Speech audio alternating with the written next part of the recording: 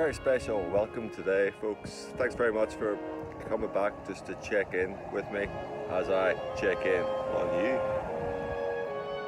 I'll just sing a wee jingle very quickly before we get on to more urgent matters. 6 more days till Halloween, Halloween, Halloween. 6 more days till Halloween, Mr. Stephen. That's just my wee variation on a very well-known song from the very well-known horror film sequel of sorts, Halloween 3, Season of the Witch. Season of the Witch, Season of the Witch. I hear you say, what on earth is Mr. Stephen on about? Sure, Halloween's been and gone. It has been and gone, folks, it certainly has. But I'd still like to talk about it a little bit, if that's alright with yourselves. Now, I used to be a fan of Halloween, folks, all the spooks, the thrills, scares that go along with it.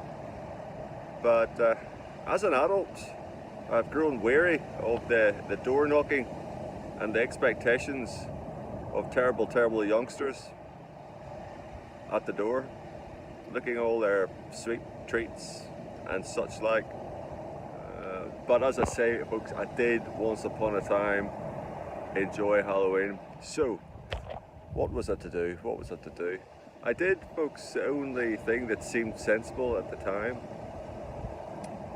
I thought, well, I'm going to basically enjoy Halloween, I'm going to turn this around to my advantage so that I'll get something out of it too.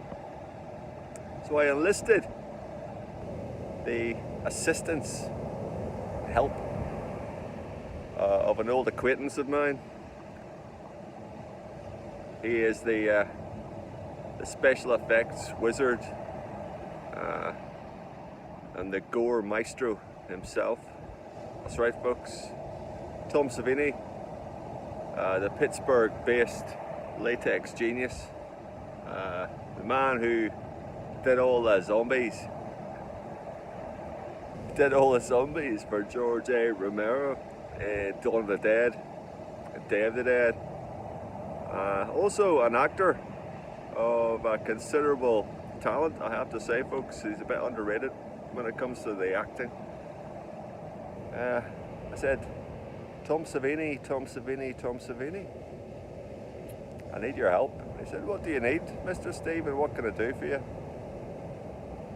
I said, I've got a situation with the young children on Halloween.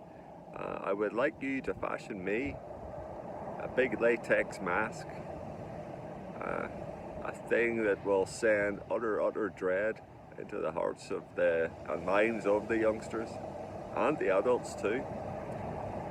And he said, well, are you going to leave it up to my imagination? Because as you know, I was a combat photographer in Vietnam, and after that I got in touch with, I said, just you hold on a minute there, Tom Savini. I've watched various documentaries on you, and I've read the books. I know the story. I don't need to hear it all again. I said, I will give you a drawing of the mask that I want. Drawing. What on earth, Mr. Stephen, all about?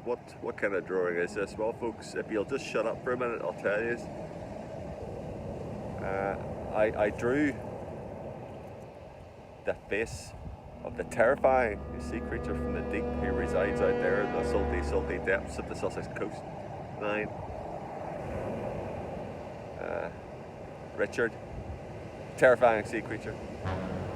I did this drawing, and I showed it to Tom Savini. His reaction, folks, was not one that I was expecting. Now, bearing in mind that this is a man who has seen very, very terrible things in real life.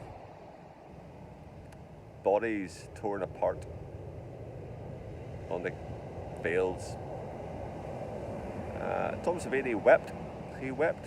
I said, are you alright, Tom Savini? He says, not really. I've never seen anything quite as utterly terrifying as this drawing here, Mr. Stephen, that you have done for me. Who is this creature? I said, well, all my viewers know who Richard the Terrifying Sea Creature is. His name is Richard, and he is a friend of mine. Tom Savini looked even more shocked, looked very surprised indeed. He may have soiled himself a little bit when he found out this. He said, "Mr. Stephen, you mean you're actually friends with this creature?" And I said, "I am indeed." His terrifying nature it doesn't really affect me that much anymore. I do appreciate that he is very terrifying, but obviously when you get to be on close terms with such a creature, he ceases to terrify. Mind you, I still wouldn't want him to turn on me were I to do him a bad. So Tom Savini said, "Okay," well, he said, it's a very unusual brief that you've given me. Particularly unusual in that you want to put this mask on to scare the children away and do them almost permanent and irreparable psychological damage from your doorstep. I said, "Well, that's just how it is, Tom Savini. I will pay you handsomely if you deliver me the goods and the mask, and you do it to the very, very high standard that I expect from a man, a professional such as yourself." I said, "It actually, Mr. Stephen," he said, "it actually reminds me of a head that I saw all busted open in the fields of Vietnam when I was there. I was a combat photographer, as you know, and I said, just wait there, Tom Savini." I said, I've heard it all before. I know you like to explain how it all started for you, and it's a very good story, but I've seen it and I've heard it all before, Tom Savini. So just you save that and tell that to someone else." Anyway, folks, Tom said, "I'm going to get to work on this for you. I'll need about 3 or 4 months on it," so I gave him the time he needed. It is, of course, another year until Halloween, folks, so he could have taken much longer than that had he wanted to. So some 3 months later, folks, I travelled out to see Tom Savini once again in Pittsburgh, to see how he was getting on, to see if the mask was ready. And it was indeed ready, folks, and I have to say it was a thing of terrifying beauty. Tom said he found it quite difficult to work on it because he never quite got himself accustomed to the terrifying nature of the face of Richard, the Terrifying Sea Creature. He said it was quite a difficult build. But despite that, Tom, being the genius that he always has been, he didn't just deliver on the brief, folks, but he surpassed himself, as he often did in the films that he worked on. He said, "I've made you around the mouth area here, Mr. Stephen, as you can see, I've made for you a sausage roll hole." I said, Tom Savini, what do you mean, a sausage roll hole? Is it what I think it is? He said, "It is indeed, Mr. Stephen. I've fashioned you a hole that you can fit a sausage roll through for when you get hungry. Say, for example, I was trying to imagine your next Halloween and you're sitting at home, you put the mask on, you're ready to go, you're ready to scare the bejesus out of the children when they come a knocking. But you find yourself with a sudden urge to eat a pastry snack. And he said, "I know you enjoy a pastry snack, Mr. Stephen, because you've told me about it, about your love for sausage rolls on many occasions. So I've made you a sausage roll hole."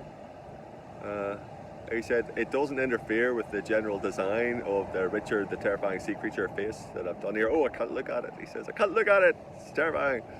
I think I had to distract myself from the terrifying nature of it just by putting a diversion in place of the sausage roll hole, and so I could focus on that without looking at the terrifying face of Richard."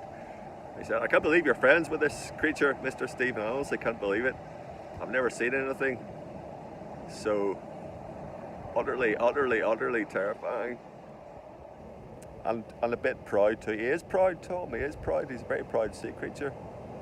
That's one of the things that I like about him.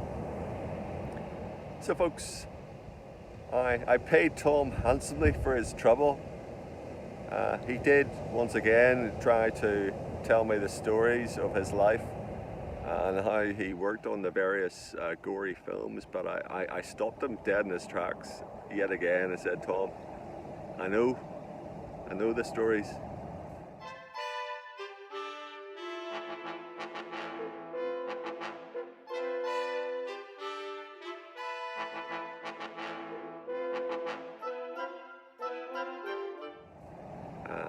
I still think you're brilliant, but I've definitely heard them enough now, Tom. I could write the book of your life almost, so I could. So I think we'll just leave it there. I've got the mask, folks. I've taken it home, and I eagerly await next Halloween so I can scare the absolute bejesus out of the children. I'll let you know how that goes, sure. Bye bye.